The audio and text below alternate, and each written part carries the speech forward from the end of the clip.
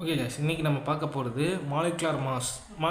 இது வந்து 11th ஸ்டாண்டர்டில் ஃபஸ்ட் லெசனில் வந்து கொடுத்துருக்கோம். அப்போது ஃபஸ்ட் லெசனில் ஏற்கனவே அட்டாமிக் மாஸ் வரைக்கும் நம்ம ஒரு வீடியோ போட்டிருக்கோம். அதோட கண்டினியூவேஷன் தான் இந்த வீடியோ. ஸோ மாலிகுலர் மாஸ் அப்படின்றது பார்க்கும்போது ஒரு ஆட்டமுக்கு எப்படி மாஸ் இருக்கோ அதே மாதிரி தான் ஒரு மாலிக்யூலுக்கும் மாஸ் இருக்கும். அப்போது ஆட்டம் அப்படிங்கிறது பூந்தி மாதிரி, அதை மொத்தமாக கம்பைன் பண்ணால் லட்டு மாதிரி. ஸோ அப்படி தான் வந்து இங்கே கொடுத்துருக்காங்க. அப்போது நம்ம ஒரு மாலிகுல் அப்படிங்கிறது காம்பினேஷன்ஸ் ஆஃப் ஆட்டம்ஸ் வந்து இருக்கும். அப்போது அந்த ஆட்டமோட மாஸு இன்ட்டு எத்தனை நம்பர் ஆஃப் அந்த ஆட்டம் வந்து ப்ரெசண்ட்டாக இருக்குது. உதாரணத்துக்கு ஆறு டைம்ஸ் இருக்குது அப்படின்னா 6 டைம்ஸ் கார்பனை வந்து மல்டிபிள் பண்ணணும். அது மாதிரி 12 டைம்ஸ் ஹைட்ரஜனை வந்து மல்டிபிள் பண்ணணும். அது மாதிரி ஆக்சிஜனை 6 டைம்ஸ் மல்டிபிள் பண்ணோம் அப்படின்னா நமக்கு வந்து குளுக்கோஸ் மாலிகுலோட அட்டாமிக் மாலிகுலர் மாஸ் வந்து தெரிஞ்சிடும். அப்போ 72 + 12.096 + 96. இப்போ இது எல்லாத்தையும் ஆட் பண்ணும்போது நமக்கு வந்து 180 கிராம் வந்து நமக்கு வந்து கிடைக்கும். 180.096 அட்டாமிக் யூனிட் வந்து மாலிகுலர் மாஸாக வந்து நமக்கு கிடைக்கிது. ஸோ இதுதான் அந்த காம்பினேஷன்ஸ் ஆஃப் ஆட்டம்ஸு எத்தனை நம்பர் வருது அத்தனை நம்பரால் மல்டிபிள் பண்ணிவிட்டு அது மொத்தமாக நம்ம கூட்டிட்டோம் அப்படின்னா நமக்கு வந்து மொத்த மாலிகுலோட மாஸ் வந்து கிடச்சிரும். மாஸ் அப்படின்னால வெயிட்டு. ஸோ ஆட்டமுக்கு எப்படி மாஸ் இருக்கோ அதே மாதிரி தான் நமக்கு வந்து மாலிகுலர் மாஸ். இப்போ இதெல்லாம் தெரிஞ்சுக்கணும் அப்படின்னா ஃபஸ்ட்டு ஆட்டம்ஸ்னால் என்னங்கிறதுலேருந்து நம்ம தெரிஞ்சுக்கணும். அப்போ நீங்கள் ஃபஸ்ட் வீடியோ பார்த்துட்டு வந்தால் தான் இது வந்து புரியும். ஸோ இதான் கொடுத்துருக்காங்க. இது முக்கியமானது இந்த லைனில் ratio of the mass of a molecule to the unified atomic mass unit. Unified atomic மாஸுங்கிறது AMU அப்படின்றது நம்ம எல்லாருக்குமே தெரியும். அந்த ரேஷியோ ஆஃப் த மாஸ் தான் அது வந்து முக்கியம். இந்த relative molecular mass of any compound can be calculated by adding the relative atomic mass of a consist atom. இருக்கிற ஆட்டமோட ரிலேட்டிவ் அட்டாமிக் மாஸை வந்து நம்ம அப்படியே கூட்டிடணும். 1 டைமாக இருந்தால் அப்படியே கூட்டிடலாம், 2 டைமாக இருந்தால் மல்டிபிள் பண்ணி அதுக்கப்புறம் கூட்டணும். உதாரணத்துக்கு நமக்கு இங்கே ஹைட்ரஜன் மாலிகுல் கொடுத்துருக்காங்க H2. அப்புறம் 2 டைம்ஸ் ஹைட்ரஜன் வர்றதுனால 2 × 1 அப்படின்னு போட்டால் நமக்கு வந்து கிடச்சிரும். நம்ம இப்போ பார்க்க போகிறது வந்து மோல் கான்செப்ட். அப்போ மோல் கான்செப்ட்டுக்கும் மாலிகுலர் மாஸுக்கும் இருக்கிற டிஃப்ரென்ஸே வந்து அந்த கிராம் அப்படின்னு சொல்லி போடுறது மட்டும்தான். அப்போ 12 கிராம் ஆஃப் கார்பன் 12 ஐசோடோப் நம்ம எடுக்கிறோம் அப்படின்னா, இப்போ கார்பன் 12 அப்படின்ற ஒரு எலமெண்ட் இருக்குன்னு வச்சுக்கோங்களேன், அது வந்து நம்ம 12 கிராம் எடுக்கிறோன்னு வச்சுக்கோங்களேன், அதுதான் வந்து மோல் கான்செப்ட். 1 மோல் அப்படின்றது வந்து கிடைக்கும். அப்போ இது வந்து எப்படிலாம் வேரி ஆகுதுன்னா, காம்பினேஷன்ஸ் ஆஃப் மாலிகுல்ஸ் வந்து வேரியாக அதோட மாஸ் நம்பரும் வேரி ஆகும். அப்படி மாஸ் நம்பர் வேரி ஆகும்போது நம்ம அதுக்கு எடுக்கிற அமௌண்ட்டும் வேரி ஆகும். உதாரணத்துக்கு இப்போ நம்ம கார்பன் 12 வந்து 12 கிராம் எடுக்கிறோம்னு வச்சுக்கோங்களேன், அது வந்து 1 மோல் அப்படின்னு சொல்லுவோம். ஆனால் இதே பொட்டாசியம் பெர்மாங்கனேட் இருக்குது அப்படின்னா கிட்டத்தட்ட 160 கிராம் கிட்ட நம்ம வெயிட் எடுக்கிறோம் அப்படின்னா அது வந்து 1 மோல். இதுவே பொட்டாசியம் டைக்ரோமேட் இருக்குதுன்னு வச்சுக்கோங்களேன், கிட்டத்தட்ட 300 கிராம் எடுக்கிறோம்னு வச்சுக்கோங்களேன், அது வந்து 1 மோல். எக்ஸாக்டாக சொல்லணும் அப்படின்னா 294.18 அந்த மாஸ் நம்பருக்கு அந்த கிராம் எடுத்தோம் அப்படின்னா அதுதான் வந்து நமக்கு வந்து மாலிகுலர் மாஸுக்கும் மோல் கான்செப்ட்டுக்கும் இதுதான் வந்து வித்தியாசம். அந்த மாலிகுலர் மாஸை அதை அப்படியே நம்ம கிராமுக்கு வெயிட்டு எடுக்கிறோம் அப்படின்னா அதுதான் வந்து மோல் கான்செப்ட். அப்போ அந்த மோல் கான்செப்ட் படி நமக்கு இங்கே கண்டுபிடிக்கிறதுக்கு ஒரு ஃபார்முலா கொடுத்துருக்காங்க. அப்போ குளுக்கோஸ் மாலிகுலுக்கு தனித்துவமாக நமக்கு மாஸ் வேணும் அப்படின்னா அப்போ நம்ம 1 மோலுக்கு கரெக்டாக எடுத்திருந்தோம் அப்படின்னா நமக்கு வந்து அவகேட்ரோ நம்பர் வந்து கிடைக்கும். அப்போ 6.022 × 10⁻23ங்கிறது நமக்கு வந்து கிடச்சிரும். அப்போது பொட்டாசியம் டைக்ரோமேட்டுக்கு அதே மாதிரி தான். அப்போ அதுக்குரிய மாஸ் நம்பர் வந்து இங்கே கட்டாயமாக வந்து தெரிஞ்சிருக்கணும். அப்போ இதுக்கெல்லாம் தெரியணும் அப்படின்னா ஃபஸ்ட்டு பீரியாடிக் டேபிள் வந்து தெரிஞ்சிருக்கணும். பீரியாடிக் டேபிள்லாம் லோயர் கிளாஸில் வந்து சொல்லி கொடுத்துருப்பாங்க. இப்போ நமக்கு அடுத்துமே நமக்கு பீரியாடிக் கிளாஸிஃபிகேஷன் வருது. அடுத்து மோல் கான்செப்ட். அப்போ இதுக்கு முன்னாடி கண்டுபிடிச்ச மோல் கான்செப்டின் படி கார்பன் 12க்கு வந்து அந்த 6.022 × 10⁻23ன்றது வருது அப்படின்னா இதே மாதிரி தான் நமக்கு வந்து பொட்டாசியம் பெர்மாங்கனேட்டுக்கும் பொட்டாசியம் டைக்ரோமேட்டுக்கும் வரும் அப்படின்னு சொல்லி இதில் வந்து கொடுத்துருக்காங்க. நம்ம ஜென்ரலாக சொல்லுவோம், 1 டசன் கொடுங்க, 1 டசன் வாழைப்பழம் கொடுங்க, 1 டசன் பிஸ்கெட் பாக்கெட் கொடுங்க. அப்போ ஒரு பாக்கெட்டில் வந்து 12 நம்பர் ஆஃப் யூனிட் இருந்தது அப்படின்னா 12 என்டிட்டிஸ் இருக்குது அப்படின்னா அது வந்து நம்ம 1 டசன் சொல்லுவோம்ல.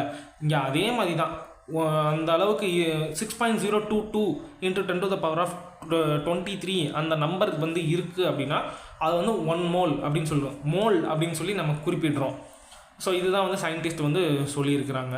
அப்போது மோல் கான்செப்ட் அப்படிங்கிறது அந்த அமௌண்ட் ஆஃப் என்ன எடுக்க போகிறோம் அதுக்கு அப்படியே கிராமில் நம்ம கன்வெர்ட் பண்ணும்போது நமக்கு வந்து இந்த மோல் கான்செப்ட் வந்து கிடைக்கும். அப்போது இங்கே முக்கியமானது அந்த அவகேட்ரோ நம்பர் தான். அப்போது நான் பேசிகிட்டே இருக்கும்போது அவகேட்ரோ நம்பர் வந்து இப்போ நம்ம பார்க்க போகிறோம் அடுத்த டாப்பிக்கு. அப்போ total number of an entities present இந்த 1 மோல், அதுதான் முன்னாடியே சொல்லியிருப்பாங்க. அப்போ நீங்கள் 1 மோல் அளவுக்கு நீங்கள் அந்த காம்பவுண்ட் எடுக்கிறீங்க அப்படின்னா அதோட என்டிட்டிஸ் வந்து எதுக்கு ஈக்குவலாக இருக்குன்னா 6.022 × 10⁻23 அப்படின்னு சொல்லியிருக்கிறாரு. அப்போ இது கண்டுபிடிச்சது வந்து ஒரு இட்டாலியன் ஃபிசிக்ஸ் சயின்டிஸ்ட்டு. அப்போது இட்டாலியன் சயின்டிஸ்ட் இவர் பேர் வந்து அவகேட்ரோ. இவர் தான் வந்து இந்த யூனிட்டை வந்து கண்டுபிடிச்சார். அப்போ இதுக்குன்னு தனியாக யூனிட் எஸ்ஐ யூனிட்டோ எதுவுமே கிடையாது, ஜஸ்ட் இது ஒரு நம்பர் தான். நம்ம எலக்ட்ரோ அயனைசேஷன் எனர்ஜி இதுக்கெலாம் வந்து எனர்ஜி அது வந்து நமக்கு வந்து யூனிட் இருக்கும். அப்போது இதுக்கு வந்து யூனிட் வந்து கிடையாது. ஸோ இதுதான் வந்து சொல்லியிருக்காங்க. அப்போ எலக்ட்ரோ நெகட்டிவிட்டிக்கு யூனிட் கிடையாது, அதே மாதிரி இதுக்கும் யூனிட் கிடையாது. அப்போ C+, அப்போ நமக்கு கீழே வந்து ஒரு 2 ரியாக்ஷன் வந்து கொடுத்துருக்காங்க. Carbon plus oxygen gives carbon di oxide. அப்போ நமக்கு இங்கே 1 மோல் ஆஃப் கார்பன் எடுத்து 1 மோல் ஆஃப் ஆக்சிஜன் எடுத்தோம் அப்படின்னா நமக்கு கிடைக்கக்கூடியது 1 mole of carbon dioxide. அடுத்து செகண்ட் ரியாக்ஷனில் நமக்கு வந்து என்ன கொடுத்துருக்காங்க, மீத்தேன் கொடுத்துருக்காங்க. அப்போ மீத்தேனை நம்ம எரிக்கும்போது ஆக்சிஜனோட ரியாக்ட் ஆகி கார்பன் டை ஆக்சைடும் வாட்டரும் நமக்கு வெளியேறுது. இங்கே ஆக்சிஜன் வந்து 2 மோல் வந்து எடுக்கிறாங்க. அப்போ ஆக்சிஜன் வந்து 2 மோலாக இருக்கிறதுனால நமக்கு வாட்டர் மாலிகுல் வந்து 2 மோல் வந்து கிடைக்கிது அப்படின்னு சொல்லி இங்கே வந்து இந்த ரியாக்ஷனில் நம்ம கொடுத்துருக்காங்க. இந்த மாதிரி எந்த ஒரு ரியாக்ஷனாக இருந்தாலும் நம்ம ஈஸியாக இந்த மாதிரி அவகேட்ரோ நம்பரை வந்து கண்டுபிடிச்சிடலாம். அப்போது ஆட்டம்ஸ் ஆர் இன்வால்வ்டு. அந்த சயின்டிஸ்ட் வந்து ஆல்சோ யூஸ்டு என்ன டேர்ம் யூஸ் பண்ணுறாங்க அப்படின்னா 1 gram of atom. 1 gram of ஆட்டம்ன்றதை எதுக்கு பதிலாக யூஸ் பண்ணுறாங்க, மோல்ஸுக்கு பதிலாக 1 கிராம் ஆஃப் ஆட்டம் அப்படின்ற டேர்மை வந்து இங்கே வந்து யூஸ் பண்ணிக்கிறாங்க சயின்டிஸ்ட்டு. ஸோ இதுதான். அப்போது 2 மோல்ஸ் ஆஃப் ஆக்சிஜன் வந்து செகண்ட் ரியாக்ஷனில் வந்து எடுத்திருக்காங்க மீத்தேனை பேன் பண்ணும்போது. அப்போது மீத்தேனை எரிக்கிறப்ப இந்த மாதிரி ரியாக்ஷன் வந்து ஃபார்ம் ஆகுது. அடுத்து வந்து மோலார் மாஸ் அப்படின்னு மாலிகுலர் மாஸுக்கும் மோலார் மாஸுக்கும் இருக்கிற பெரிய டிஃப்ரென்ஸேமோ அதுக்கு பின்னாடி கொடுக்கப்பட்ட யூனிட் மட்டும்தான். இப்போ ரிலேட்டிவ் அட்டாமிக் மாஸ் ஆஃப்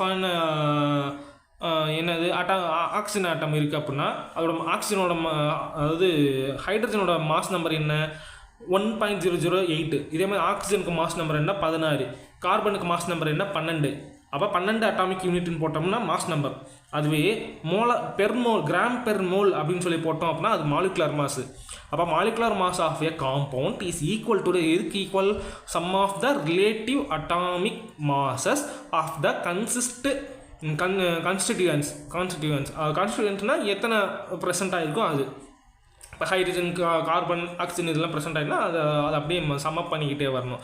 அப்போ இதை எப்படி எக்ஸ்பிரஸ் பண்ணுறாங்க அப்படின்னா கிராம் பெர் மோல் அப்படின்ற யூனிட்டில் வந்து இதை வந்து எக்ஸ்பிரஸ் பண்ணுறாங்க. எக்ஸாம்பிளுக்கு ஆக்சிஜன் கொடுத்துருக்காங்க, ஹைட்ரஜன் கொடுத்துருக்காங்க. இப்போ இதே மாதிரி ஆக்சிஜன் கொடுத்துருந்தாங்க அப்படின்னா 16 அட்டாமிக் யூனிட்னு போட்டோம் அப்படின்னு வச்சுக்கோங்களேன், அது ஆக்சிஜனோட மாஸ் நம்பர். அதுவே 16 மோல் கிராம் பெர் மோல் அப்படின்னு போட்டோம் அப்படின்னா இது மோலார் மாஸோட ஆக்சிஜன் வந்து கிடச்சிரும். அப்போ குளுக்கோஸுக்கு 180 அட்டாமிக் யூனிட் அப்படின்னு சொல்லி கொடுத்தா மாஸ் நம்பரு. அப்போ மோலார் மாஸில் குளுக்கோஸுக்கு வந்து 180 கிராம் பெர் மோல் அப்படின்னு போட்டோம்னா மோலார் மாஸ். ஸோ இதுதான் அதுக்கும் இருக்கிற வித்தியாசங்கள். ஸோ பின்னாடி இருக்கிற யூனிட் மட்டும்தான் சேஞ்ச் ஆக போகுது. யூனிட்டை மட்டும் சேஞ்ச் பண்ணோம் அப்படின்னா மோலார் மாஸுக்கும் மாலிகுலர் மாஸுக்கும் இருக்கிற டிஃப்ரென்ஸ் அந்த யூனிட் மட்டும்தான். ஸோ இந்த மாதிரி காம்பினேஷனில் நம்ம சேஞ்ச் பண்ணி போட்டுக்கிட்டே இருக்கிற வேண்டியது. இப்போ இந்த மாதிரி குளுக்கோஸ்க்கு மட்டும் இல்லை, இப்போ சல்ஃபூரிக் ஆசிட்னு எடுத்துக்கிட்டிங்கன்னா 98. அப்போ 98க்கு கிராம் பெர் மோல் போட்டிங்கன்னா அப்படின்னா இது 1 மோல் வந்து நமக்கு கிடச்சிரும். அதான் வந்து மோலார் மாசு. அப்போ 1 மோலுக்கு தேவையான என்ன மாஸ் இருக்கோ அதுதான் வந்து மோலார் மாசுன்றது இப்படின்னு சொல்லலாம்ல. ஸோ 1 மோல் நம்ம எடுக்கணும் அப்படின்னா அதோட கிராம் அளவுக்கு நம்ம அந்த மாஸ் அளவுக்கு நம்ம கிராமில் கன்வெர்ட் பண்ணுவோம். அதை அப்படியே கிராம் பெர் மோல் போட்டிங்கன்னா மோலார் மாஸ், அவ்வளோதான். So simple. ஸோ இதை வந்து கார்ரிலேட் பண்ணி நம்ம படிக்கும்போது தான் வந்து நமக்கு வந்து ஈஸியாக மைண்டில் வந்து நிற்கும்.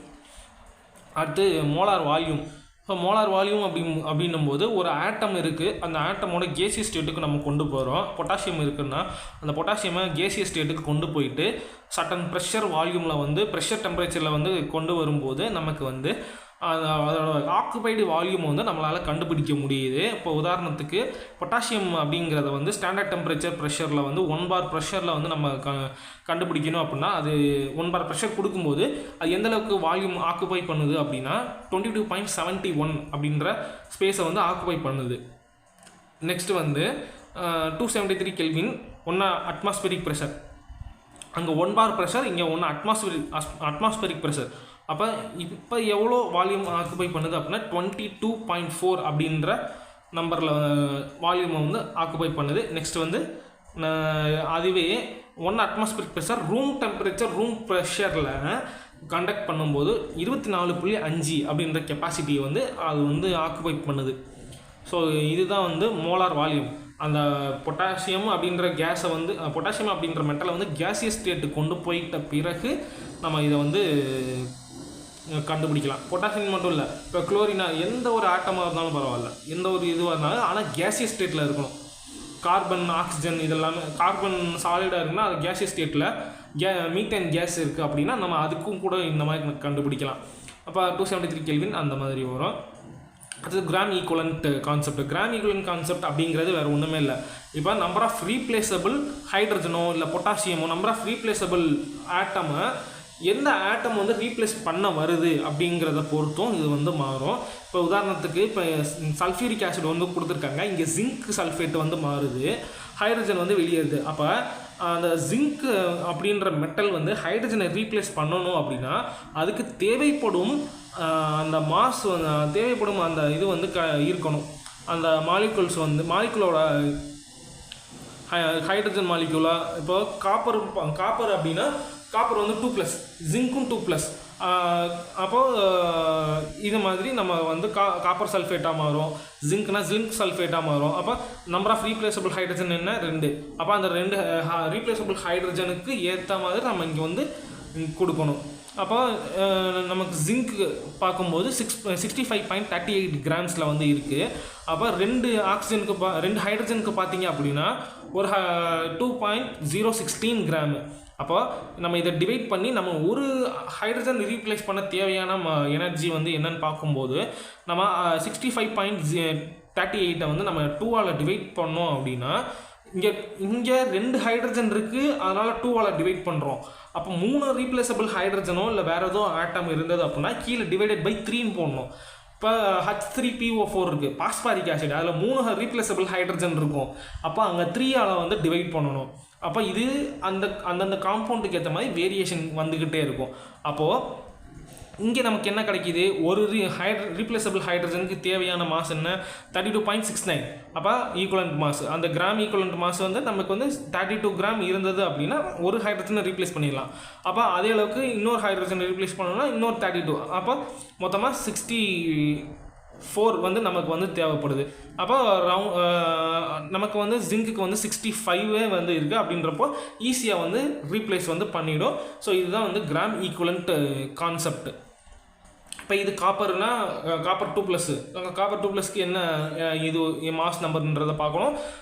பார்த்துட்டு அப்போ ஒரு ஹைட்ரஜனை ரீப்ளேஸ் பண்ணுறதுக்கு காப்பருக்கு எவ்வளோ வேணும் அப்படின்றத வந்து நம்ம பார்க்கணும். அதே மாதிரி சோடியம் பார்க்கும்போது சிங்கிள் எலக்ட்ரான் ஆட்டம். அப்போ சிங்கிள் எலக்ட்ரான் ஆட்டம்னா 2 சோடியம் வந்து போடணும். அப்போ ஒரு சோடியம் வந்து ஒரு ஹைட்ரஜன் ரீப்ளேஸ் பண்ணணும், இன்னொரு சோடியம் வந்து இன்னொரு ஹைட்ரஜனை வந்து ரீப்ளேஸ் பண்ணணும். அப்போ மொத்தமாக ஒரு ஹைட்ரஜன் ரீப்ளேஸ் பண்ணுறதுக்கு சோடியம்க்கு எவ்வளோ எனர்ஜி வந்து வேணும், அதில் மாஸ் ஈக்குவலண்ட் மாஸ் வந்து வேணும் அப்படின்றத வந்து நம்ம இந்த மாதிரி வந்து கால்குலேட் பண்ணி தெரிஞ்சுக்கலாம். இது ஒவ்வொரு மெக்னீஷியம் போட்டோம் அப்படின்னா மெக்னீஷியமுக்கு அதுக்கு மாஸ் நம்பர் வந்து 12. அப்போ 12ன்னு போட்டு நம்ம வந்து கண்டுபிடிக்கணும். அப்போ அதை வந்து நம்ம எப்படி போடுவோம் அப்படின்றது வந்து இங்கே கிராம் ஈக்குவலண்ட் மாஸ் ஃபார்முலா வந்து கொடுத்துருக்காங்க. அப்போ மோலார் மாஸ் அந்த gram per mole divided by equivalent mass factor. Equivalent mass ஃபேக்டர்னா ஜிங்க்கு உரிய ஃபேக்டர். ஸோ ஈக்குவலண்ட் மாஸ் ஃபேக்டரை அதை போட்டு நம்ம வந்து கண்டுபிடிக்கிறோம். ஸோ இது வந்து apply definition which is based on the 3 reference namely 3 ரெஃபரன்ஸை வச்சு இவங்க வந்து சொல்லியிருக்காங்க, ஹைட்ரஜன், ஆக்சிஜன், குளோரின். இப்போ இந்த 3த்தையும் ரெஃபரன்ஸ் வச்சு இதை வந்து சொல்லியிருக்காங்க. Because we cannot conceive for a reaction involving only with these 3. அப்போது இந்த மாதிரியான ஆக்சிஜனோ ஹைட்ரஜனோ குளோரினோ இருக்கும் பட்சத்தில் இதை வந்து நம்ம யூஸ் பண்ணலாம்.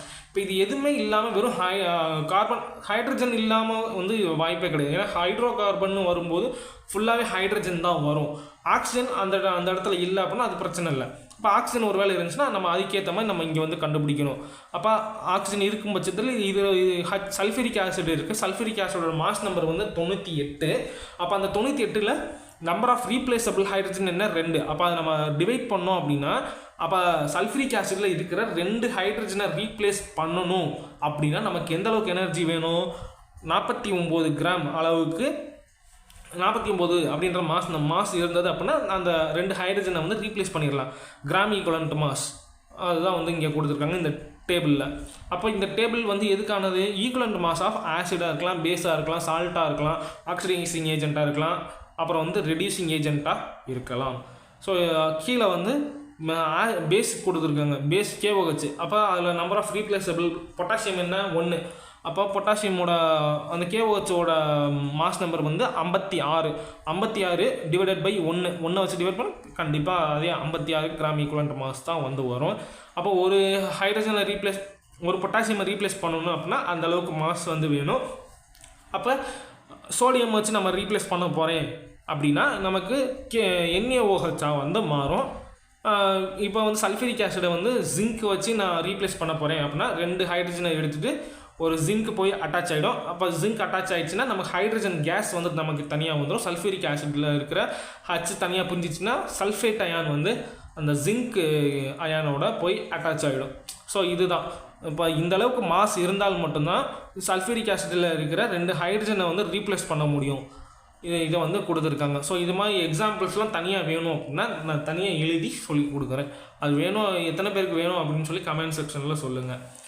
ஸோ இதுதான் கீழே இருக்கிற மாஸ் கொடுத்துருக்காங்க. அப்போ E = molar mass of an acid divided by basicity of an acid. பேசிசிட்டிங்கிறது அந்த 98. அப்போ இதை வச்சு நம்ம கண்டுபிடிச்சிடலாம் அந்த ஃபார்முலா போட்டு. ஸோ இதுதான் வந்து gram equivalent mass of an acid, base, அப்புறம் வந்து ஆக்சிடைசிங் ஏஜென்ட், ரெடியூசிங் ஏஜென்ட் எல்லாமே இதுதான். மீதி வந்து நம்ம நெக்ஸ்ட் கிளாஸில் வந்து பார்க்கலாம். பாய்.